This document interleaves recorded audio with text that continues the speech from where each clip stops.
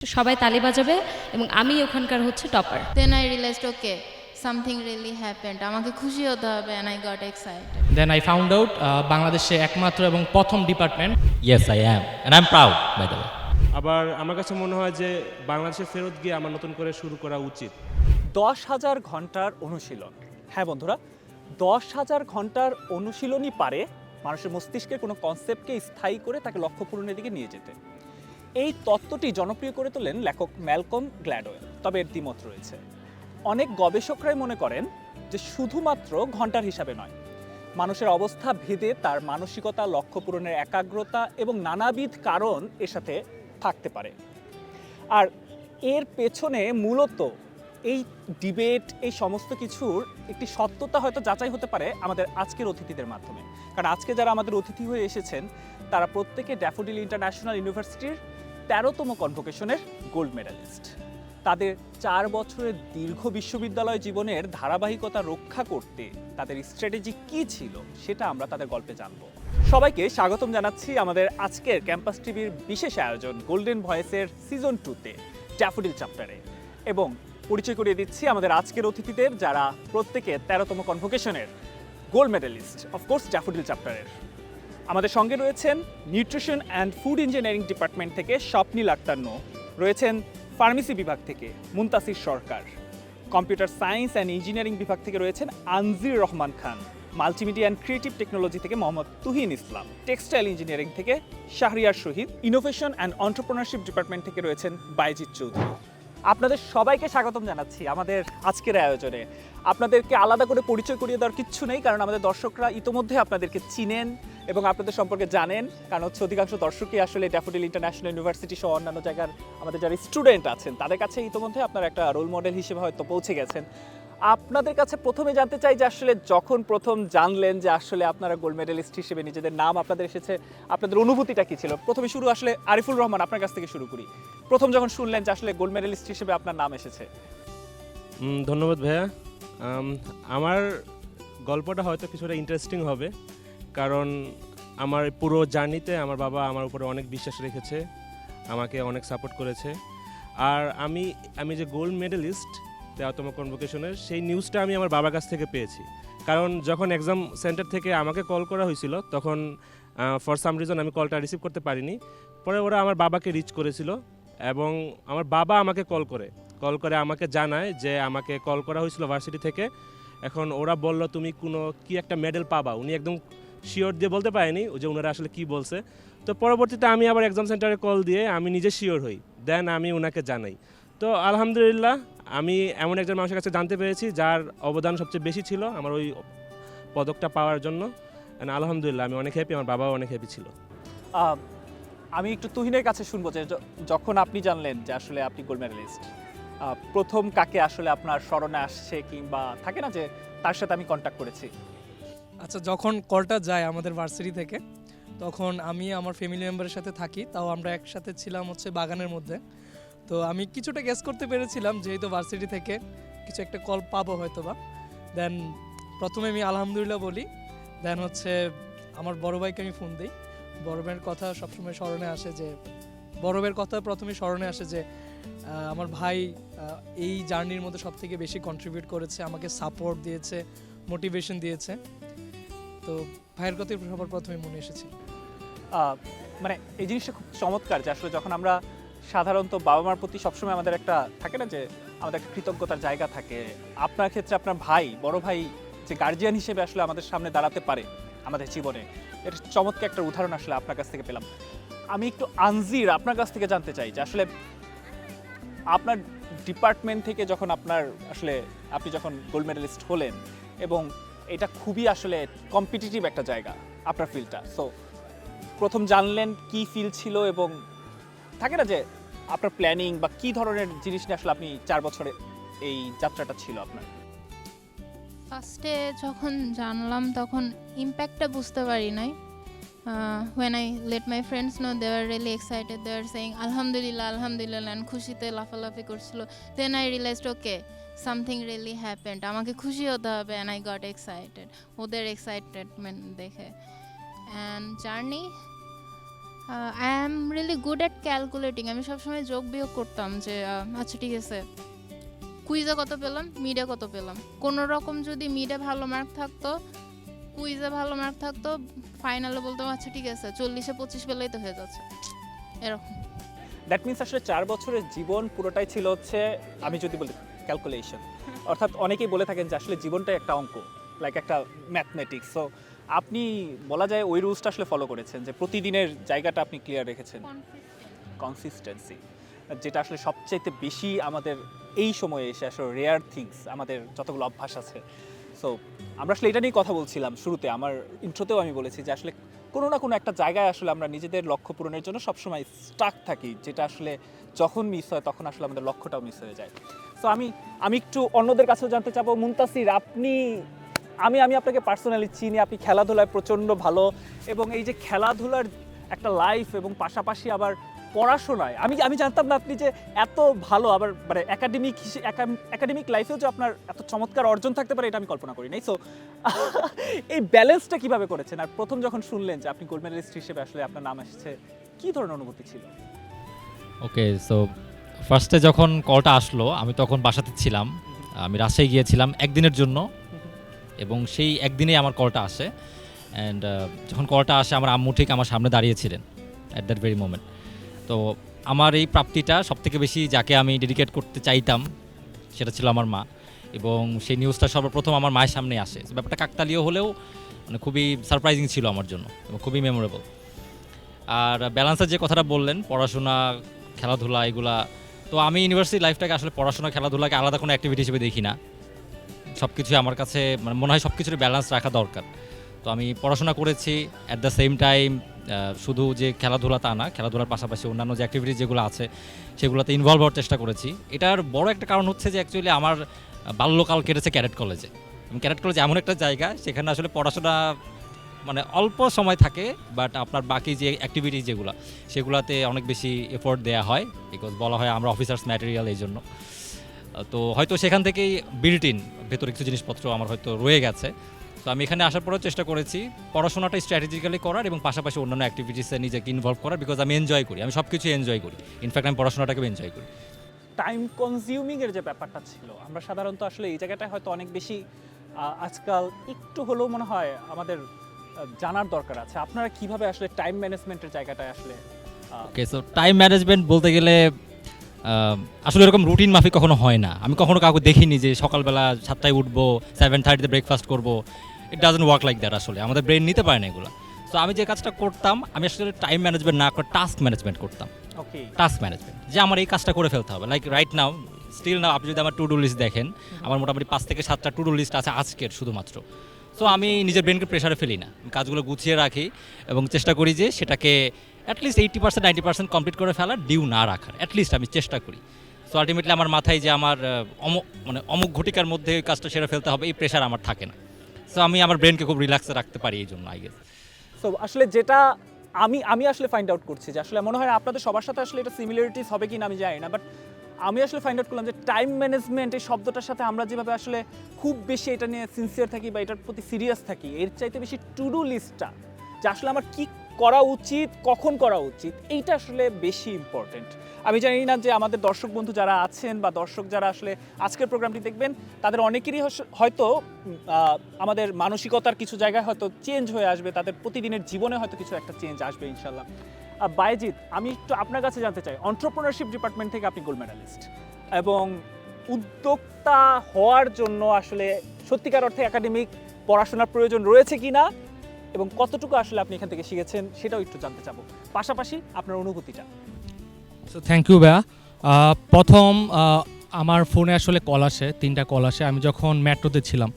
So আমি call ধরতে পারি নাই, দেন আমি কল ব্যাক করি তখন জানতে পারি যে এক্সাম অফিস থেকে কল দেওয়া হয়েছে এবং আমাকে বলে যে congratulation, you are selected for as a gold medalist. So আসলে তখন আমি একটু হয়ে জিজ্ঞেস করি আসলে এটা প্র্যাঙ্ক কিনা। সো আমি জিজ্ঞেস করি আপনি কি শিওর? দেন তারা বলে হ্যাঁ, কনগ্রেচুলেশন, আপনি গোল্ড মেডেলিস্ট হয়েছেন। সো তখন প্রথমে আমার মাকে আমি কল করি, দেন আমার বাবাকে কল করি, তিনি মূলত দেশের বাইরে থাকেন। দেন আমার ফ্যামিলি মেম্বার্স, ফ্রেন্ডস, আমার ফ্যাকাল্টি মেম্বার্স এবং ওয়েল উইশার যারা আছে তাদেরকে আমি জানাই, এবং it was exciting moment for me. So I was born in a beautiful village in Brahmanbaria. সো ওইখানে আমার বেড়ে ওঠা। আমি এসএসসি এবং এইচএসসি দুইটাই আসলে সায়েন্স থেকে কমপ্লিট করি এবং আলহামদুলিল্লাহ ভালো একটা রেজাল্ট নিয়ে বের হই। সো আমার ওইরকম টিপিক্যাল চিন্তাভাবনা ছিল যে আমি হয়তো বা ডাক্তার অথবা ইঞ্জিনিয়ার হব, but after a certain period আমার মনে হলো আমার আসলে ইন্টারেস্টেড এরিয়া এদিকে না। Then I was looking for যে আমার ইন্টারেস্টেড এরিয়া কী। দেন আই ফাউন্ড আউট আমি আসলে অন্টারপ্রেনারশিপ অথবা বিজনেসে স্টার্ট আপে ইন্টারেস্টেড। দেন আমি সার্চ করতেছিলাম যে আসলে কোথায় ভর্তি হওয়া যায় এ ব্যাপারে। দেন আই ফাউন্ড আউট বাংলাদেশে একমাত্র এবং প্রথম ডিপার্টমেন্ট অফ ইনোভেশন অন্টারপ্রেনারশিপ যারা আসলে 4 বছর উদ্যোক্তাদের নিয়ে কাজ করে, যেখানে উদ্যোক্তাদের নিয়ে পড়ানো হয়। সো আপনি একটা সুন্দর কোশ্চেন করেছেন যে উদ্যোক্তা হওয়ার জন্য আসলে পড়াশোনা দরকার হয় কিনা। আমি মনে করি যে আমরা যখন স্কেলেবল কোনো বিজনেস করতে চাই, ডেফিনেটলি আমাদের recent market Trends, business dimension, overall financial plan, marketing plan, operation, এগুলো হয়তো বা আমরা পড়াশোনা না করেও শিখতে পারবো। বাট তখন আমাদের হবে কি যে আসলে আমরা যখন এক জায়গায় আটকে যাব দেন হচ্ছে তখন আমরা শিখতে পারবো। বাট আমরা যদি আগে থেকে এই ব্যাপারগুলো নিয়ে অভ্যস্ত থাকি এবং শিখি, দেন আমরা স্মুথলি আসলে আমাদের বিজনেসটা রান করতে পারবো। আমি মনে করি যে উদ্যোক্তা হওয়ার জন্য ডেফিনেটলি পড়াশোনা করার দরকার আছে। মানে দ্য টার্ম উই ইউজ যে আসলে এডুকেশন, যে আসলে পড়াশোনার প্রয়োজনটা কি, সো দ্যাট আসলে আমরা আমাদের ডিফিকাল্টিসগুলো ফেস করতে পারবো উইথ প্রপার প্রিপারেশন, রাইট? আমি যদি ভুল না করে থাকি, আমার কাছে তাই মনে হয়। মানে এটা একটা সংজ্ঞার একটা পার্ট হতে পারে। সো যখন আমরা আসলে ভাবি যে এইটা পড়ে কি হবে, ওইটা পড়ে কি হবে, মানে আমাদের লক্ষ্য যদি ওই রিলেটেড থাকে তাহলে ওইটা পড়াটাই জরুরি। সেটার জন্য আমি অনার্স করছি না ডিপ্লোমা করছি, এইটার চেয়ে ফ্যাক্ট হচ্ছে ওটা আমরা কতটুকু পড়ছি। এবং এন্টারপ্রেনারশিপ ডিপার্টমেন্ট আমাদের নেক্সট জেনারেশনের আসলে যারা এন্টারপ্রেনার হবে তাদেরকে আসলে প্রিপেয়ার করছে, দ্যাটস এ গুড সাইড। হ্যাঁ জি ভাই, আমি আরেকটা জিনিস অ্যাড করতে চাই, সেটা হচ্ছে আমাদের এন্টারপ্রেনারশিপ ডিপার্টমেন্টের সবচেয়ে ইন্টারেস্টিং পার্ট সেটা হচ্ছে আমাদের একটা এন্টারপ্রেনিউর ইকোসিস্টেম। আমরা যখন ফ্রেন্ডদের সাথে, সিনিয়র জুনিয়র যাদের সাথে যখন আমরা আড্ডা দিই, তখন মোস্ট অফ দ্য টাইম আমাদের আসলে প্রোডাক্টিভ আলোচনায় হয় যে আচ্ছা তুমি কি করতেছো, তোমার বিজনেসের কী অবস্থা, অথবা তুমি কী কী প্রবলেম ফেস করতেছো, তোমার ফিউচার প্ল্যান কী, অথবা আমি এই প্রবলেম ফেস করছি, আমি আসলে কীভাবে এটা সলভ করতে পারি। সো আমাদের আশেপাশে এমন মানুষজন থাকে যাদের আসলে সেম মেন্টালিটি আছে, যারা আমরা কিছু করতে চাই, একটা প্রবলেম সলভ করতে চাই। That's the very interesting part I think. Okay, আমি একটু স্বপ্নিলের কাছে জানতে চাবো। স্বপ্নিল, আপনি আমাদের যে শুধুমাত্র গোল্ড মেডেলিস্ট তাও না, আপনি আমাদের ভ্যালেডিক্টোরিয়ান। সো যখন স্টেজে উঠলেন এবং আপনি স্পিচ দিলেন, কেমন ছিল, কেমন ফিল হচ্ছিল, লাইক আর আপনি এগুলো প্ল্যান করেছিলেন কিনা, আগে কোনো স্বপ্ন ছিল কিনা, একটু যদি আপনার অনুভূতিটা একটু শেয়ার করেন। আসলে সব কিছুর জন্য আলহামদুলিল্লাহ, এগুলো কোনো কিছুই প্ল্যান ছিল না। আমার ফার্স্ট সেমিস্টারের প্ল্যান ছিল যে আমি ওয়েভার ধরে রাখবো। আমার 65% ওয়েভার ছিল, তো ওইটা আমি ধরে রাখার চেষ্টা করেছিলাম। বাট যখন ফার্স্ট সেমিস্টারে দেখলাম যে না, আমার রেজাল্ট আলহামদুলিল্লাহ 4 out of 4 এসেছে, তখন আমি আবার একজন বিএনসিসি ক্যাডেট। তো আমি প্রিভিয়াস 3টা কনভোকেশন আমি ডিউটি দিয়েছিলাম। তো তখন দেখেছিলাম যে আমার সিনিয়র ভাইয়া পুরা গোল্ড মেডেল পাচ্ছে। তো ওই ব্যাপারটা আমার কাছে খুব ইন্টারেস্টিং লেগেছিল। তো আমি ভেবেছিলাম যে আসলে ওনারা কীভাবে পাচ্ছে বা কেন পাচ্ছে। তো ওনাদের কাছে যখন আস্ক করলাম, তখন দেখলাম যে না, এখানে গ্রেডিং একটা ইস্যু থাকে, মার্কিং ইস্যু থাকে, অ্যাক্টিভিটিস ইস্যু থাকে। তো ওর পরে আমি ওইভাবেই কন্টিনিউ করছি পড়াশোনা, যে না, এটা টার্গেট রেখেই আমার যেতে হবে ভার্সিটি থেকে। আমি এমন কিছু নিয়ে যেতে চাই যেখানে মানুষ আমাকে জানবে এবং আমি ভালো কিছু একটা অ্যাচিভ করতে পারবো। তো ভ্যালেডিক্টোরিয়ান হওয়াটাও প্ল্যানের ভেতরে ছিল না, আলহামদুলিল্লাহ ওটা হয়ে গেছি। বাট আমি ওইখানে দাঁড়ানোর আগ মুহূর্ত পর্যন্ত নার্ভাস ছিলাম। বাট আমি আমার মাইন্ডকে সবসময় একটা কথাই বলতাম যে আমি যখন স্টেজে দাঁড়াবো, আমার একটা জিনিস থাকবে যে সবাই আমাকে দেখছে, আমাকে দেখে সবাই হাসছে, আমার স্পিচ যখন শেষ হবে সবাই তালি বাজাবে এবং আমি ওখানকার হচ্ছে টপার। তো এই জিনিসটা যখন আমি প্ল্যান করে বা নিজে যখন আমি আমার ব্রেনকে বোঝাচ্ছিলাম যে না, এটাই হবে। আমি যদিও জানতাম না যে আমার ফ্রেন্ডরা ছাড়া, আপনি আপনার ব্রেনকে আসলে মোটিভেট করছেন যে তুমি পারবে। এক্স্যাক্টলি। দ্যাটস তো ভেরি গুড সাইন। আমি আসলে ওখানে জানতাম না যে আমার ফ্রেন্ডরা ছাড়া আর অন্যরা কিভাবে নিবে বা আমার স্পিচটা কিভাবে নিচ্ছে। বাট আমি জানতাম যে ওই 2 জন ভালোভাবে নিচ্ছে মানে বাকি সবাই ভালোভাবে নিবে।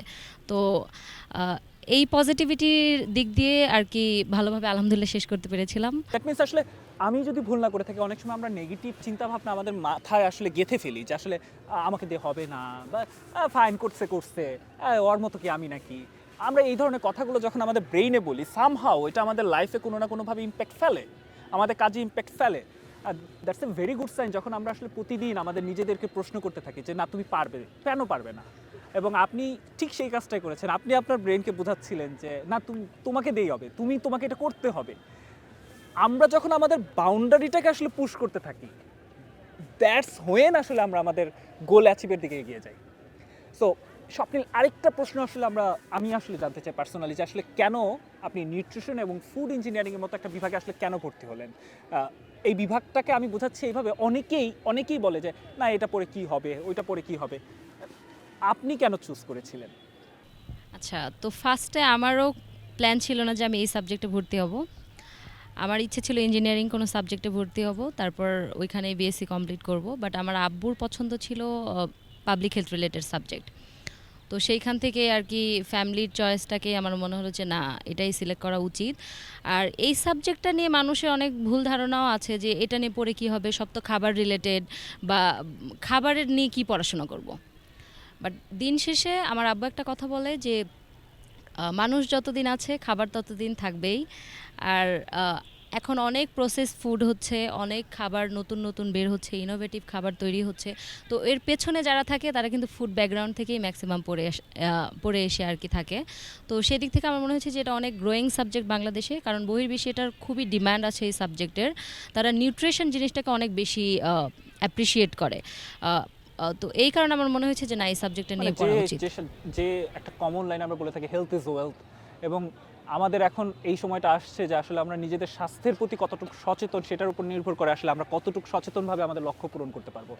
দ্যাটস ওয়াই গ্রোয়িং কান্ট্রিতে আমরা হয়তো এখনও এটার কতটুকু মানে গুরুত্ব সেটা হয়তো বুঝতে না পারলেও আমাদের যারা আমি বলবো যে ডেভেলপড কান্ট্রি আছে তারা নিউট্রিশনের জায়গায় অনেক অনেক বেশি কনসার্ন। মানুষ কি খাচ্ছে, কি ধরনের মানে প্রতিদিন তার হচ্ছে খাবার লিস্টে আছে, সেইটার উপর নির্ভর করে যে আসলে তারা আসলে কতটুকু গোছানো ডিসিপ্লিন লাইফ আসলে তারা লিড করে থাকে। সো আমি আবার একটু আরিফুলের কাছে যাব। আরিফুল, আমি অফ দ্য ক্যামেরা আসলে শুনছিলাম আপনি একটা প্রশ্নের মুখোমুখি সবসময় হন যে আসলে আপনি কানাডা থেকে বাংলাদেশে কেন আসলেন। আই মিন কানাডায় আসলে আপনার স্টাডি লাইফ আপনি শুরু করতে চাচ্ছিলেন, তারপর আবার বাংলাদেশে মুভ করলেন। এটা কি কখনো আসলে আপনার জন্য থাকে না যে ব্যারিয়ার, মেন্টাল ব্যারিয়ার হয়ে দাঁড়িয়েছে যে না আসলে আমি কোথাও না কোথাও আসলে এই ডিফিকাল্টিসটা ফেস করেছি যে আসলে আমি হয়তো একটা লাইফ ছেড়ে আসছি, হয়তো সেটা আরও বেশি আমার জন্য সুন্দর লাইফ হতে পারতো? যখনই আমি মানুষকে বলি যে আমি একজন ড্রপ আউট আর আমি একসময় কানাডার মধ্যে পড়ালেখা করতাম, অফকোর্স সবার প্রথমে একটা কোয়েশনই আসে যে তুমি কেন চলে আসলে, মানুষ ওই জায়গায় যেতে চায় আরও, তুমি কেন বাংলাদেশে ব্যাক আসলে। ওদেরকে হয়তো বুঝাতে পারি না, আমার নিজের কিছু পার্সোনাল ইস্যুস ছিল, আবার ওই সময় প্যান্ডেমিক টাইম ছিল, আমার ওই জায়গায় পড়ালেখাও আমি ঠিকমতো কন্টিনিউ করতে পারতেছিলাম না, আমার রেজাল্টও ওই রকম ভালো ছিল না। তো আমার কাছে একটা সময় মনে হয়েছে যে কন্টিনিউ এখানে হয়তো করলে আমি একটা ভালো রেজাল্ট নিয়ে বের হতে পারবো না, আবার আমার কাছে মনে হয় যে বাংলাদেশে ফেরত গিয়ে আমার নতুন করে শুরু করা উচিত। তো আমি যখন বাংলাদেশে আসার পরে অফকোর্স ওই কোয়েশন আমাকে হাজারবার শুনতে হয়েছে নিজের ফ্যামিলি থেকে, রিলেটিভস থেকে, আশেপাশে বন্ধুবান্ধব থেকে। সবাই আমার উপরে ডাউট করছে, মেবি আমি ভালো ডিসিশন নিচ্ছি না, হয়তো আমার ওইখানে থেকে যাওয়া উচিত ছিল, যতই কষ্ট হোক না কেন, যতই যাই হোক না কেন। বাট আমার কাছে মনে হয়েছে যে আমার নিজের উপর বিলিভ রাখা উচিত, কারণ I can do better, way better. And you already did that, congratulations. মানে এই যে লাইফের একটা ফেজ আপনি যখন আসলে ফেরত আসলেন, কারণ অনেকের ড্রিম কান্ট্রি থাকে কানাডা, ওইখানে পড়াশোনা করতে চাও, আপনি যখন ওইটাতে বলা যায় ওইটা আপনার লাইফের জন্য একটা ধাক্কা ছিল। সো ওইখান থেকে যখন আবার নতুন করে আপনাকে রিস্টার্ট বাটনটা যখন আপনি দিলেন, আপনি তখনই জিতে গেছেন। So Tuhin, multimedia and creative technology বিভাগ, আমাদের অধিকাংশ ছেলেপেলেরাই দেখা যায় যে ভিডিও, তারপরে হচ্ছে বিভিন্ন ধরনের থাকে না যে অ্যানিমেশন মেকিং, এই ধরনের জায়গাগুলো প্যাশনের জায়গা থেকে আসলে এই বিভাগটাতে ভর্তি হয়ে থাকে। আপনি আসলে কি ভেবে এখানে ভর্তি হয়েছিলেন, কি কল্পনা করেছিলেন এবং কতটুকু পেয়েছেন?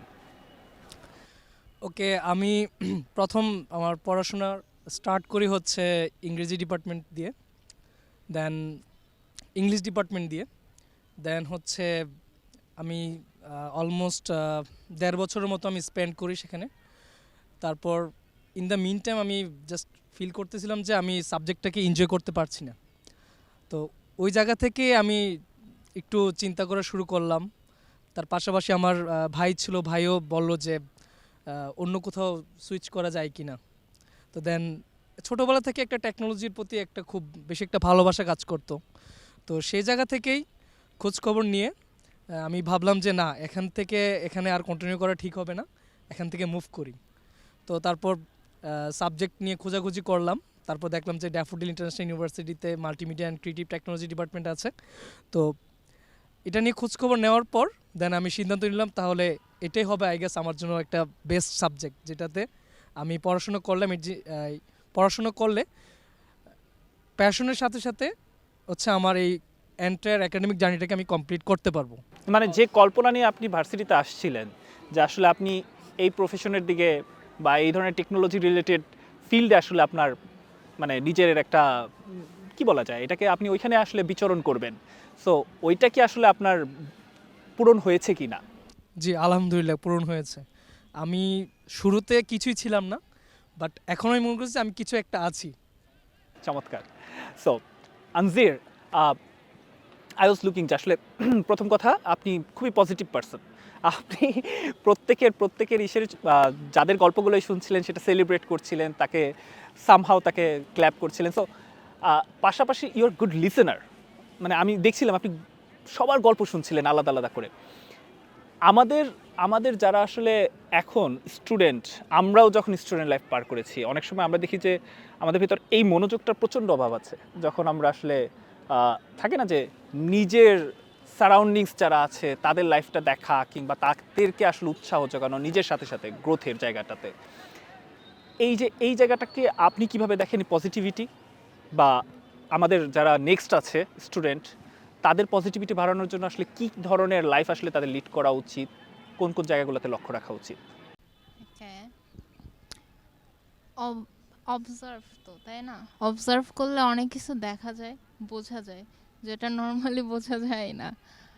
আর for our next generation I think I will say prioritize yourself, make yourself happy, surround yourself with good people that you can have good relationship with, because at the end 4 বছর পরে একটা ডিগ্রি নিয়ে বের হওয়াটা খুবই কষ্টকর, এমটিনেস লাগবে, right? শূন্যতা ফিল হবে। But if you surround yourself with good people, with good friends, with good teachers, then just একটা ডিগ্রি না, সাথে অনেক কিছুই নিয়ে বের That হতে means পারবা। you are talking about the connection, Yes, the connectivity, এবং দ্যাটস রিয়েলি ইম্পর্টেন্ট। এই কানেকশন অবশ্য ওই কানেকশন না যে ও আচ্ছা এর সাথে আমার কানেকশন থাকলে আমার কিছু ভালো হবে। No, it's like to enrich yourself, যেটা তোমাকে আসলে হ্যাপি করবে তার সাথে সারাউন্ড হয়ে থাকলে। You have to make good friends, you have to live a good life. Just পড়াশোনার করলে হ্যাঁ it will be mundane, right? পাশাপাশি you have to do everything else too. So আপনি সিএসসি থেকে আপনার গ্র্যাজুয়েশন শেষ করেছেন, সো হোয়াটস নেক্সট? এরপরে কি পরিকল্পনা আপনার? হোপফুলি আইল স্টিল বি ইন অ্যাকাডেমিক্স। পড়ালেখা শেষে হোপফুলি টিচার হতে পারবো ইনশাল্লাহ, আল্লাহ যদি রহমত দেয়। Best wishes for you. I am really hopeful যে আসলে আপনি অবশ্যই আপনার লাইফে ঠিক আপনার লক্ষ্য পূরণে এগিয়ে যাবেন। Thank you. সো মুনতাসির, আসলে আপনার কাছে শুনছিলাম আপনি ক্যাডেট কলেজ লাইফের কথা বলছিলেন এবং অনেকটা সিমিলারিটিস লাইফ আসলে আপনি ড্যাফোডিলেও লিড করেছেন, মানে আপনি করতে চেয়েছেন দেখে আসলে এটা করতে পেরেছেন। আমি আসলে আপনার ড্যাফোডিল লাইফ সম্পর্কে আরেকটু ডিটেলসে জানতে চাচ্ছিলাম যে যেহেতু আপনি ক্যাম্পাসে আশপাশে ছিলেন, সো কেমন ছিল ড্যাফোডিল আপনার চোখে? সেকেন্ডলি হচ্ছে ডিপার্টমেন্টে কতটুকু আসলে আপনি মানে নিজেকে আসলে প্রস্তুত করতে পেরেছেন? As far as I know আপনি ফার্মেসি বিভাগ থেকে, সো আপনার নেক্সট যে আপনার প্ল্যানিং লাইফের সেটাও একটু শেয়ার করবেন আমাদের সাথে। ওকে, ফার্স্টে জিজ্ঞেস করেছেন যে কলেজের সাথে ইউনিভার্সিটি লাইফের যোগ সদৃশটা আসলে কোথায়। তো বলবো যে কলেজে অনেক ডিসিপ্লিন থাকতে হতো। আমার অ্যাকচুয়ালি সকাল সেই 5:30 থেকে শুরু করে 10:45 পর্যন্ত আমার সময় বাধা ছিল। আমি জানতাম কোথায় কী করব। ফর 6 ইয়ার্স এরকম একটা লাইফ আমি লিড করেছি। তো এখানে এসে এরকম খুব বেশি স্ট্রিক্টলি আমি লিড করা হয় নাই, বাট আমার সেই ডিসিপ্লিনটা কাজে লেগেছে। আমি যখনই চেয়েছি পড়াশোনার ক্ষেত্রে বলেন, লাইক আমি সব সময় ঘুরে বেরিয়েছি, বাট এক্সামের 7 ডেজ বা ফর্টনাইট 15 দিন আগে আমি পড়াশোনা করতাম রেগুলারলি, বা আমি আমার খেলাধুলার বিষয়ে বলেন, এই বিষয়গুলো যেগুলো আছে সেই প্রিন্সিপালসগুলো আমার কাজে লেগেছে এখানে আসার পরে। অ্যান্ড ড্যাফোডিলকে নিয়ে যদি বলি, আমি ক্যাডেট কলেজে ছিলাম, সাধারণত সবাই যারা জানেন যে ক্যান্টনমেন্ট বা ক্যাডেট কলেজ বা বিএমএ হোয়াট এভার সবগুলো খুব গোছানো একটা জায়গা হয়। সো আমি এখানে আসার পর আমার মনে হয় না যে আমি কোনো ডিফারেন্ট প্লেসে আছি। এই ক্যাম্পাসটা খুবই গোছানো, খুবই চমৎকার, এবং এটা একটা গ্রোয়িং ইউনিভার্সিটি। আমি বলবো যেটা রিভলভিং ইউনিভার্সিটি। এবং এই ক্যাম্পাসে কি নেই, একদম মল থেকে শুরু করে প্রত্যেকটা জায়গায় আমার স্মৃতি আছে। আমি চেষ্টা করেছি সব জায়গায় সুইমিং পুল থেকে শুরু করে ফুটসাল থেকে শুরু করে হলেও ঘোরাফেরা করেছি, হলে আড্ডা দেওয়া হয়েছে। এমন কোনো জায়গা নেই যে আমি আসলে মানে বিচরণ করার চেষ্টা করিনি। যদিও অনেক বড় অ্যান্ড স্টিল আমাকে যদি আরও 2 বছর সময় দেওয়া হয়, এটা এতই বড় ক্যাম্পাস, মনে হয় আমার আরও এক্সপ্লোর করা বাকি থাকবে। এটা হচ্ছে বিষয়। আর সেকেন্ডলি ডিপার্টমেন্ট নিয়ে যারা জিজ্ঞেস করেছেন, ডিপার্টমেন্ট ছিল আমি বলতে গেলে এটা ছিল একদম মানে একদম পুরো ফুলের বাগান যদি ড্যাফোডিল হয়, সেক্ষেত্রে একদম সবথেকে গোলাপ ফুলটা হচ্ছে আমার ডিপার্টমেন্ট, আমার জন্য, ফর মি। বাকিদের জন্য বাকিদের এরকম। তো আমার ডিপার্টমেন্টের শুরু থেকে আমি অনেক বেশি পরিচিতি বলতে শুরুর দিকে আমি আমার ফ্রেন্ড জোন খুব বেশি ফ্রেন্ড জোন নিয়ে থাকতাম। টিচাররা আমাকে চিনতো যে আমি আসলে সব পড়াশোনার পাশাপাশি অন্যান্য অ্যাক্টিভিটিতে আমি যেহেতু অংশগ্রহণ করেছি, আমি আমার ডিপার্টমেন্টের কাইন্ড অফ এখন পর্যন্ত পার্মানেন্ট হোস্ট, আমি শখ করে এখন করি। তো আমি বিভিন্ন অনুষ্ঠান হোস্ট করেছি। তাছাড়া পড়াশোনায় ভালো ছিলাম এবং আমার 8টা সেমিস্টারে আমি ভালো করেছি, সবার থেকে ভালো করেছি আলহামদুলিল্লাহ। তো সেই হিসেবে সবাই আমাকে চিনতো। অ্যান্ড ডিপার্টমেন্টকে বলতে গেলে ফার্মেসি বিষয়ে সবাই, এটা যেহেতু একটা মাল্টিডিসিপ্লিনারি সাবজেক্ট, আমার নামে ফার্মেসি, বাট কাজে আমি আরও 12-13 অনেক শাখা প্রশাখা অনেক বেশি, লটস অফ থিংস। তো পড়াশোনা করেছি, but at the same time আমি চেষ্টা করেছি যে ডিপার্টমেন্টের প্রত্যেকটা আনাচে কানাচে, লিফটের মামা থেকে শুরু করে একদম যারা কি মানে বলবো, মোট সব কথা আপনি পুরোপুরি লাইফটাকে এনজয় করেছেন, এক্স্যাক্টলি। আপনার বিশ্ববিদ্যালয় জীবনটাকে, হ্যাঁ, কানেকশন সবার হ্যাঁ। সাথে, ছোট ভাই বড় ভাই, হোস্টিং থেকে শুরু করে খেলাধুলা, ক্যাম্পাস লাইফ, সব জি। জায়গায় আপনার বিচরণ ছিল। জি। সো হোয়াটস নেক্সট, আপনি কি হতে চান বা আপনার এইমটা কি? ওকে, আমার এইম হ্যাপি থাকা, দ্যাটস মাই এইম। এটা হচ্ছে সব থেকে বড় এইম আমার। অ্যান্ড আপাতত আমার বর্তমানে আমার প্যাশন রাইট নাও, এখন পর্যন্ত 4 বছর আগে এটাই ছিল, আমার প্যাশন হচ্ছে যে শেখা এবং শেখানো, এবং এটার জন্য বেস্ট প্রফেশন হচ্ছে টিচিং ফর মি। তো আমি শুরু থেকেই এটা প্র্যাকটিস করে আসছি। আমার ব্যাচমেট যারা ছিল, আমি 7 দিন আগে পড়াশোনা কমপ্লিট করে রাখতাম যে কোনো এক্সামের, বিকজ ওই 7 দিন আমার বন্ধুবান্ধবকে আমার দেখিয়ে দিতে হবে। সো সেই 7 দিনে আমি আমার বন্ধুবান্ধবকে দেখিয়েছি। জুনিয়র, এখন বর্তমানে গ্র্যাজুয়েট টিচিং অ্যাসিস্ট্যান্ট থাকার কারণে আমার ছোটো বয়সে কিছু ছাত্রছাত্রী হয়ে গেছে, তো ওদেরকে পড়াই।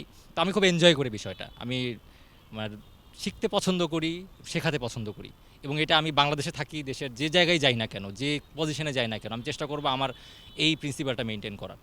তো এটাই আমি ভবিষ্যতে চাই একাডেমিতে থাকি। ওকে, আমি বায়েজিদের কাছে জানতে চাবো যে আসলে আমি অফ দ্য ক্যামেরা শুনছিলাম যে আপনার একটা সেমিস্টার এক্সচেঞ্জ প্রোগ্রামের আসলে এক্সপিরিয়েন্স হয়েছে ড্যাফোডিলে থাকা অবস্থায়। একটু যদি আমাদেরকে জানান যে আসলে কী ধরনের ইম্প্যাক্ট সেটা আপনার লাইফে আসলে পড়েছে এবং কোথায় গিয়েছিলেন? ওকে, থ্যাংক ইউ ভাইয়া। সো আমাদের ডিপার্টমেন্ট থেকে আমাদেরকে অলওয়েজ এনকারেজ করে একটা সেমিস্টার এক্সচেঞ্জ প্রোগ্রাম দেশের বাইরে করার জন্য। সো তাহলে আমরা যেটা হয়, আমরা আসলে একটা গ্লোবাল পার্সপেক্টিভে বিজনেস আসলে কীভাবে রান হয়, বিশেষ করে ডেভেলপড কান্ট্রিগুলোতে, তো আমরা তাদের একটা ইকোসিস্টেম, বিজনেস এনভায়রনমেন্ট সম্পর্কে জানতে পারি। So last year I was selected for fully funded global করে স্কলারশিপ সেমিস্টার এক্সচেঞ্জ প্রোগ্রাম, এবং under this programme I spend on semester at Dongseo university, south Korea, Busan. So ওই সময়টা আসলে আমার খুবই ভালো কেটেছে। I was connected a lot of young minds all over the world, এবং তাদের ইতিহাস, ঐতিহ্য, সংস্কৃতি সম্পর্কে জানতে পেরেছি, এবং ওদের যে লোকাল কালচার জানতে পেরেছি। অ্যাজ ওয়েল আমার বাংলাদেশকে আমি রিপ্রেজেন্ট করতে পেরেছি, আমার ইউনিভার্সিটি এবং আমার ডিপার্টমেন্টকে আমি রিপ্রেজেন্ট করতে পেরেছি। So it was a great experience for me. চমৎকার, খুবই চমৎকার।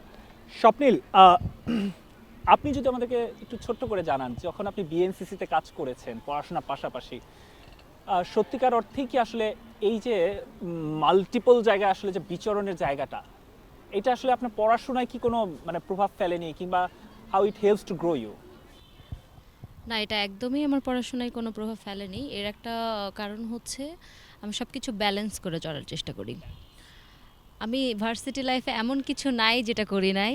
আমি সব কিছু এনজয় করার চেষ্টা করেছি, কারণ আমি জানতাম এই 4 বছরের লাইফ আমি আর ফেরত পাবো না। তো আমি বিএনসিসি করেছি এই কারণেই যে আমি খুবই থাকে না যে টাইম নিয়ে খুব সচেতন। এই টাইমে আমার ব্রেকফাস্ট করতে হবে, এই টাইমে আমার লাঞ্চ করতে হবে, এই টাইমে আমার ডিনার করতে হবে। আমি খুব টাইম কনশাস। তো সেখান থেকে বিএনসিসি করা, আর বিএনসিসি আমার খুবই পছন্দের জায়গা, এই কারণে আমি বিএনসিসি করতাম।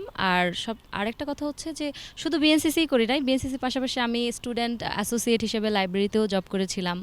তারপর আমি সব ধরনের কম্পিটিশনে গিয়েছি, ইন্টারন্যাশনাল কনফারেন্সেও গিয়েছি। আবার আমি ফ্রেন্ডদের সাথে হুটহাট প্ল্যান করতাম যে আজকে পিকনিক করব, আজকে এখানে যাব, আজকে ওখানে যাব। তো আমার কাছে মনে হয় আমি দিনটা পুরা ভার্সিটিতেই স্পেন্ড করেছি, বাট রাতে যখন আমি যেতাম তখন আমার আমার ফোকাস থাকতো যে আমি আমার পড়ার পার্টটুকু কমপ্লিট করব, দেন আমি রেস্ট নেব। তো আসলে ব্যালেন্স জিনিসটা থাকতে হবে, তাইলেই সব কিছু করা পসিবল আমার মনে হয়। সেই সঙ্গে আমার কাছে মনে হচ্ছে আপনার একাগ্রতাটাও আসলে দরকার, যে আমি এটা শেষ করেই তারপরে হচ্ছে আমার দিন শেষ করব। Okay fine. আনজির, আমি একটু আপনার কাছে জানতে চাই যে আসলে আমি দেখছিলাম যে আপনি আসলে লিটারেচার বা এই ধরনের জায়গাগুলো নিয়েও আসলে আপনি একটু ঘাটাঘাটি করেন বা পড়াশোনা করেন। সো এই যে আউটসাইড নলেজটা একাডেমিক লাইফের বাদে, ইউনিভার্সিটি মানে সব কিছু সম্পর্কে আপনার জানা, সো আলটিমেটলি মানে এইটা আসলে আপনাকে কতটুকু এনরিচ করেছে আপনার পার্সোনাল লাইফকে, অ্যান্ড কী ধরনের হবিস আসলে আপনি রেগুলার লাইফে আসলে হবিস বা অ্যাক্টিভিটিসের সাথে আপনি আসলে ছিলেন?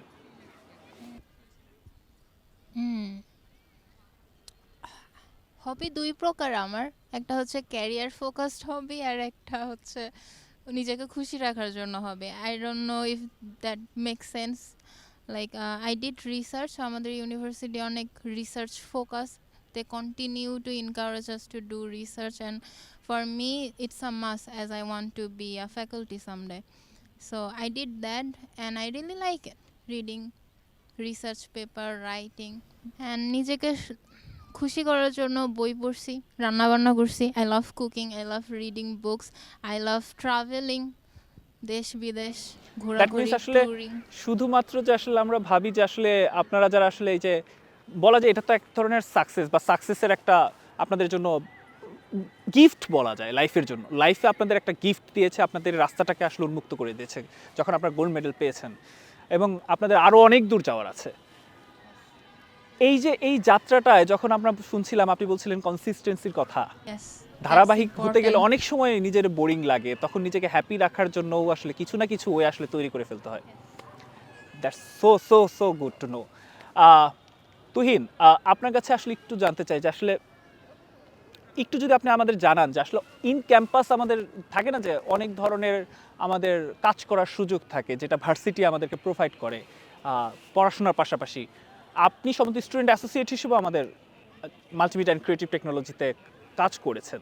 পড়াশোনার পাশাপাশি যখন স্টুডেন্ট অ্যাসোসিয়েট হিসেবে কাজ করেন, কোন ধরনের ডিফিকাল্টিস আসলে আপনাকে ফেস করতে হয়েছে, কী ধরনের অপরচুনিটিগুলো আসলে আপনি পেয়েছেন তখন? আচ্ছা, আমি স্টুডেন্ট অ্যাসোসিয়েট হিসেবে নিযুক্ত হয়েছি হচ্ছে ড্যাফোডিল অ্যাস্ট্রোফিজিক্স সেন্টারে, যেটা আমাদের ডিপার্টমেন্ট আন্ডারেই মানে মাল্টিমিডিয়া অ্যান্ড ক্রিয়েটিভ টেকনোলজি আন্ডারেই হয়ে থাকে মেইনলি। তো যখন আমি স্টুডেন্ট অ্যাসোসিয়েট হিসেবে ছিলাম, তো সেক্ষেত্রে প্রতিবন্ধকতা তেমন কিছু আমি ফেস করিনি, বরং এটাকে অপরচুনিটি হিসেবে নিব। কারণ আমার যে স্যার ছিল তিনি হচ্ছে অ্যাস্ট্রোফিজিক্স সেন্টারের director professor Arif Ahmed sir. তো স্যারের সাথে থেকে খুব ক্লোজলি স্যার থেকে অনেক নলেজ আমি নিতে পেরেছি। স্যারের এক্সপিরিয়েন্সগুলো স্যার আমার সাথে শেয়ার করেছে, কাজের স্কুপগুলো আমাকে দেখিয়ে দিয়েছিল। তো মোটামুটি অনেকগুলো ইভেন্ট আমরা করেছিলাম ডিও অ্যাস্ট্রোফিজিক্স সেন্টারে। দেন ওভারঅল একটা জার্নি, গুড একটা জার্নির মধ্যে গিয়েছে। পাশাপাশি আমি পড়াশোনা ব্যালেন্স করেছি, অ্যান্ড সব কিছু মিলিয়ে একটা ভালো কানেকশন হয়েছে, মানে ওভারঅল একটা গুড এক্সপিরিয়েন্সের মধ্যে দিয়ে আমি গিয়েছি। That's very good to know, that's very good to know. Ariful, আমি একটু আপনার কাছে জানতে চাই যে আসলে কম্পিউটিং অ্যান্ড ইনফরমেশন টেকনোলজি খুবই রেয়ার একটা সাবজেক্ট আমাদের দেশের প্রেক্ষাপটে। এই সাবজেক্টটিতে কেন ভর্তি হয়েছেন এবং এটা আসলে কিভাবে আপনাকে বেনিফিশিয়ারিজ করছে আপনার লাইফে, লাইক আপনি যদি ভবিষ্যতের কথা চিন্তা করেন কিভাবে প্ল্যান করছেন? প্রথমত আমি যখন কানাডায় ছিলাম, আমি ফ্যানশো কলেজে কম্পিউটার সিস্টেম টেকনোলজি নামক একটা সাবজেক্টে পড়ালেখা করেছিলাম। আমি অলরেডি 2 সেমিস্টার কমপ্লিট করে তারপর দেশে ব্যাক আসছি। তো আমি দেশে আসার পরে যখন আমি ভাবছি যে আমি আবার বিএসসিটা শুরু করব নতুন করে, তখন আমি আমার ভার্সিটিগুলো রিসার্চ করেছি। আমি দেখছি যে আসলে এইরকম সাবজেক্ট অ্যাটলিস্ট কিছুটা হলেও যাতে কোথায় অ্যালাইন করে। তো আমি ড্যাফোডিল সম্পর্কে জানতে পারি। আমি আসলে সিএসসি, তারপর সফটওয়্যার ওদেরটাও কিন্তু দেখেছি। পরে আমি সিএসএটাও দেখলাম। দেখার পরে আমার কাছে মনে হইলো যে অনেক বেশিরভাগটুকুই অ্যালাইন করে। আমি মনে হয় এখানে কন্টিনিউ করলে আমার সামনের পথটুকু আরও স্মুথ হবে, কারণ I already have some idea, আমি জানি কীরকম আমার কী হতে পারে। আর আমার ডিপার্টমেন্ট একটু সবার থেকে বলবো যে একটু আলাদা, সত্যি আলাদা, লিটারেলি আলাদা। কারণ সবাই মিড টার্ম এক্সাম দেয়, আমরা কিন্তু মিড টার্ম এক্সাম দেই না, আমাদের মিড টার্ম এক্সাম নেই, বরং সেই মিড টার্মের মার্কটা আমাদের আদায় করা লাগে প্রজেক্টের মাধ্যমে। প্রজেক্ট বেস ওয়ার্ক করতে হয়। প্রজেক্ট বেস ওয়ার্ক করতে হয়, আমাদেরকে বলা হয় প্রজেক্ট বেস লার্নিং। আমি যদি কিছু এক্সাম্পল দেই, যেমন আমরা জাভা শিখি, আমরা নেটওয়ার্ক সিকিউরিটি নিয়ে কাজ করি। আমি যখন জাভা শিখছি তখন আমার স্প্রিং বুট দিয়ে নিজের একটা ওয়েবসাইট ক্রিয়েট করা লাগছে। যখন আমি নেটওয়ার্ক সিকিউরিটি সম্পর্কে পড়ছি তখন আমার নিজের একটা ছোটোখাটো অ্যাপ ক্রিয়েট করা লাগছে যেটা এনক্রিপশন নিয়ে কাজ করে। তো প্রত্যেকটা যাই আমি শিখছি সবগুলো শুধুমাত্র আমার টেক্সট বুকের মধ্যে সীমাবদ্ধ ছিল না, আমি প্রত্যেকটার জন্য আলাদা আলাদা করে প্রজেক্ট করছি, যেগুলো অলমোস্ট রিয়েল ওয়ার্ল্ড প্রজেক্ট, যেগুলো আসলে রিয়েল ওয়ার্ল্ডেও ইমপ্লিমেন্ট করা পসিবল, যেটা আমার ইন ফিউচার আমার কেরিয়ার পাথে অনেক হেল্প করে। ওকে ফাইন, আমি আসলে এই মুহূর্তে আমরা আমাদের প্রোগ্রামের একদম শেষ প্রান্তে চলে আসছি। সো প্রথম কথা হচ্ছে আমি প্রোগ্রামটা শেষ করবো একটা চমৎকার খেলা দিয়ে।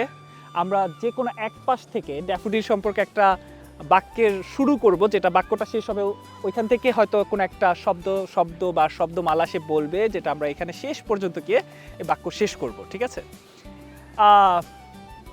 তার আগে আমরা এই মুহূর্তে আপনাদের কাছে ছোট্ট করে আপনাদের লাইফে কাউকে যদি কোনো মেসেজ দেওয়ার থাকে, কৃতজ্ঞতা প্রকাশ করার থাকে, লাইক যার কাছে আপনি থ্যাঙ্কফুল, এই 4 বছর আসলে আপনাকে অনেক সময় হয় না যে মোটিভেশনের জায়গাটা তিনি ছিলেন, এরকম কোনো মানুষের কাছে যদি আপনার থ্যাঙ্কস জানানোর থাকে, এবং ছোট্ট করে আপনার যারা অনুজ আছেন এখন বিশ্ববিদ্যালয়ে তাদেরকে যদি কোনো মেসেজ দেওয়ার থাকে, আরিফুল আপনার কাছ থেকেই শুরু করি।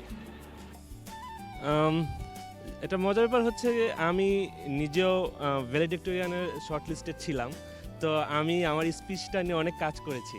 তো ওইখানে আমি হ্যাপি যে স্বপ্নিল দিতে পেরেছে, I am very happy. But আমার শুধুমাত্র একটু আফসোস ছিল যে একটা কোট আমি দিতে চেয়েছিলাম যেটা আমি দিতে পারিনি, সেটা আমি দিতে চাই। সেটা আসলে সবার জন্য, আমার নিজের জন্য। সেটা হচ্ছে গিয়ে if I can not be the sun that shines upon the earth, if I cannot be the sun that shines upon the earth, I can still be a lamp and lights up my street. আমরা যেখানে থাকি না কেন, পৃথিবীর যে প্রান্তে থাকি না কেন, যেই পজিশনে থাকি না কেন, যত ছোট অবস্থানে থাকি না কেন, আমরা নিজেদের জায়গা থেকে আমাদের নিজেদের দায়িত্বটা পূরণ করলেই পৃথিবীটা সুন্দর হতে পারে। খুবই চমৎকার, খুবই চমৎকার। That's very short line but very deep, very deep. That's how see the success people are. Tuhin, আপনার মেসেজটা? আমার মেসেজটা হচ্ছে যে আমি আমার ডিপার্টমেন্টের সকল টিচারের প্রতি আমি অনেক কৃতজ্ঞ। আমি সবার থেকে অনেক বেশি সাপোর্ট পেয়েছি। I want to say all of them thank you so much sir, and that's all. আর আপনার জুনিয়রদের উদ্দেশ্যে আপনার কিছু বলার আছে কিনা? আমার জুনিয়রদের উদ্দেশ্যে একটাই বলা যে তোমরা পড়াশোনার পাশাপাশি নিজেকে একটু সময় দাও, একটু রেস্ট নাও, না হয় তোমাদের ব্যাক পেইন দেখা দিবে খুব শীঘ্রই। যারা মাল্টিমিডিয়া অ্যান্ড ক্রিয়েটিভ টেকনোলজিতে কাজ করে তারা জানে কত ঘন্টা তাদের পার করতে হয় তার সামনে, পিসির সামনে। সো এটা ভালো সাজেশন।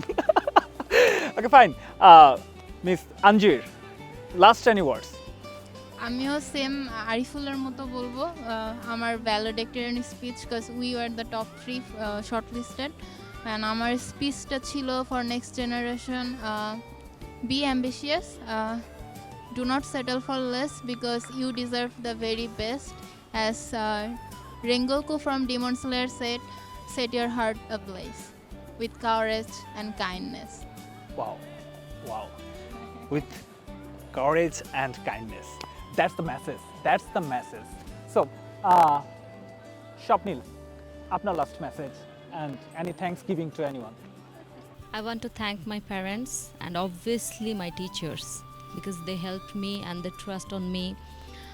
আর সব থেকে বড় কথা, I want to thank a very special person in my life যে আমাকে আমার লাইফের সব জায়গাতে আমি যখন আপস অ্যান্ড ডাউনসে গিয়েছি আমাকে সাপোর্ট করেছে। আর অনুজদের জন্য যদি কিছু বলার থাকে, আমি একটা জিনিসই বিশ্বাস করি যে নিজের উপরে বিশ্বাস থাকতে হবে যে আমি এটা পারবো, এটা আমার দ্বারা হবে। আমি যখন এটা বিশ্বাস করবো যে হ্যাঁ এটা আমি পারবোই, ওই কাজটা 50% হয়ে যায় ওখানেই।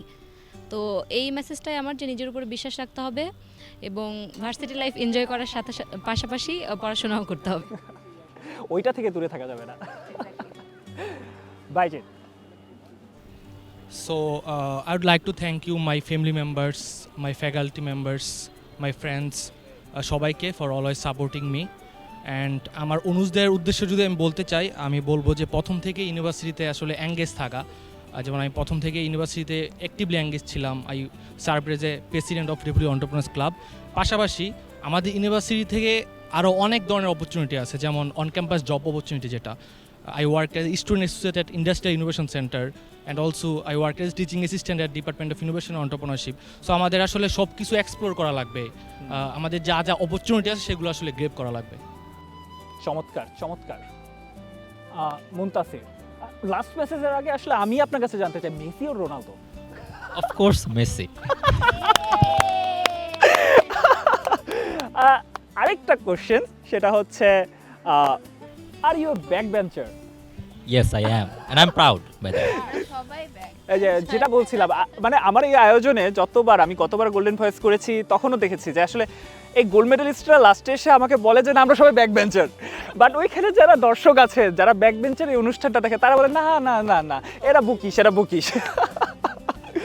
ওকে fine, any last message Muntasir? Okay, message বলতে দুটো জিনিস বলবো, একটা হচ্ছে গ্র্যাটিটিউড পোর্শন, আর একটা হচ্ছে মেসেজ। তো গ্র্যাটিটিউড বলতে আমি কৃতজ্ঞ সবার কাছে, একদম নিম্ন স্তরের কর্মচারী থেকে শুরু করে উচ্চ স্তরের কর্মকর্তা যারা আছেন সবার কাছে আমি কৃতজ্ঞ, যারা আমাকে প্ল্যাটফর্মটা দিয়েছেন। অফকোর্স আমার প্যারেন্টস, যারা আমাকে সাপোর্ট না করলে আমি আজকে এখানে বসে থাকতে পারতাম না। আর যদি অনুজদের জন্য, বা আই থিঙ্ক সবার জন্যই দেওয়া যায় মেসেজটা ইউনিভার্সাল, সেটা হচ্ছে যে আজকে আমরা গোল্ড মেডেলিস্ট, আজকে আমরা কাইন্ড অফ বুকিশ নলেজই বলা চলে, বই পড়েই ইন্টারপ্রিটেশন করেই আমরা আসলে এত দূর এসেছি। সিজিপিএ যত ভালো রেজাল্টই করুক না কেন, এটা যে কেউই আই গেস একটু সময় দিলে করতে পারবে। হয়তো যারা একটু মেধাবী, ক্যাচ করার ক্ষমতা ভালো, তারা হয়তো 2 আওয়ার্সে পারে, অন্যজনের হয়তো 12 আওয়ার্স লাগে, বাট বেসিক্যালি হিউম্যান ব্রেইন পারবে। বাট যেটা খুব বেশি ইম্পর্টেন্ট আমার মতে, পুরো পৃথিবীর জন্য ইম্পর্টেন্ট, সেটা হচ্ছে মানবিক গুণাবলী চর্চা করা, যেটা আমি পার্সোনালি চেষ্টা করি করার। এবং আমি মনে করি যে যত বড় ডিগ্রিধারী আমি হই না কেন, যত বড় সোনার মেডেল আমার থাক না কেন, সবথেকে বেশি যেটা ম্যাটার করে সেটা হচ্ছে যে আমি নিজের সাথে নিজে অনেস্ট কিনা, আমার প্রিন্সিপালসের সাথে আমি অনেস্ট কিনা। আর বাচ্চাদের না, বেসিক্যালি যারা ছোট তাদেরকে বলবো সেটা হচ্ছে যে be confident, be proud of yourself, love yourself and spread love the people around you.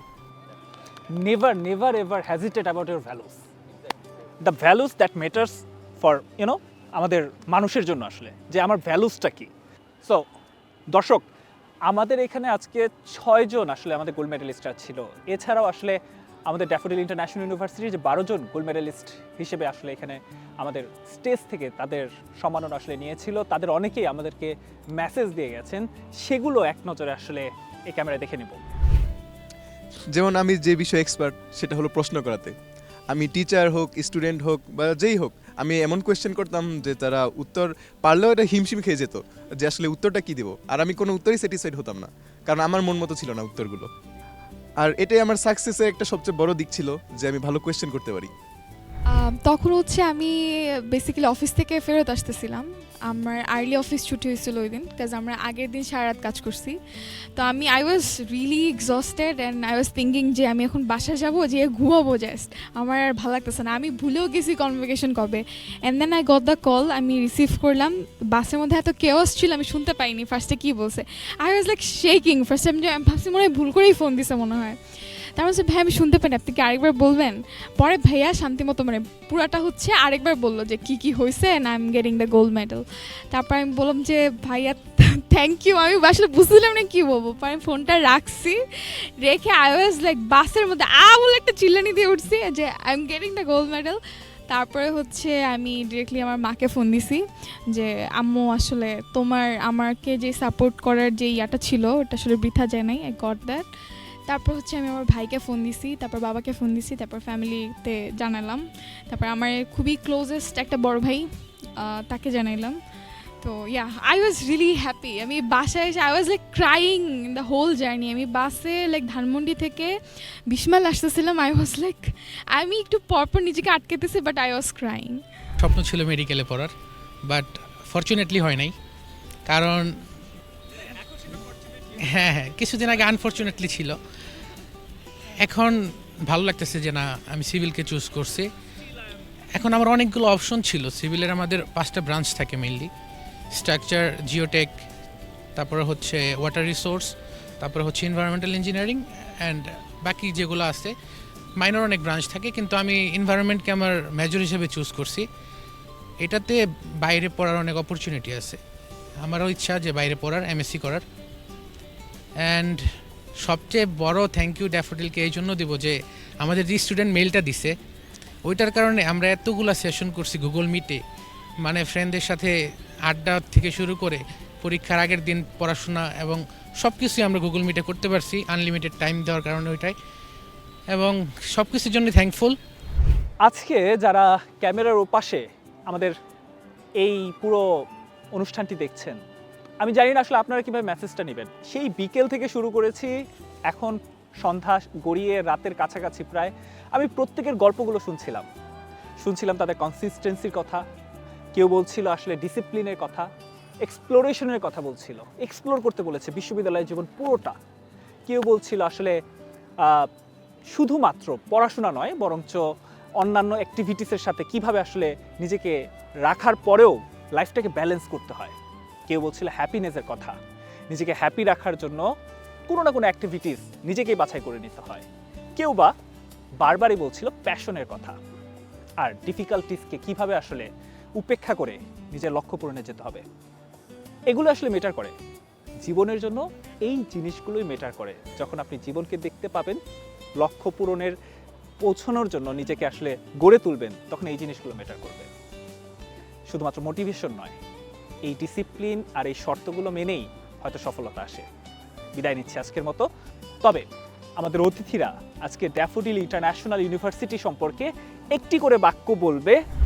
So Ariful, আপনার কাছ থেকে শুরু করব। ড্যাফোডিল মানে আমার কাছে পুনর্জন্ম। ড্যাফোডিল মানে আমার কাছে ইনোভেশন অ্যান্ড টেকনোলজি।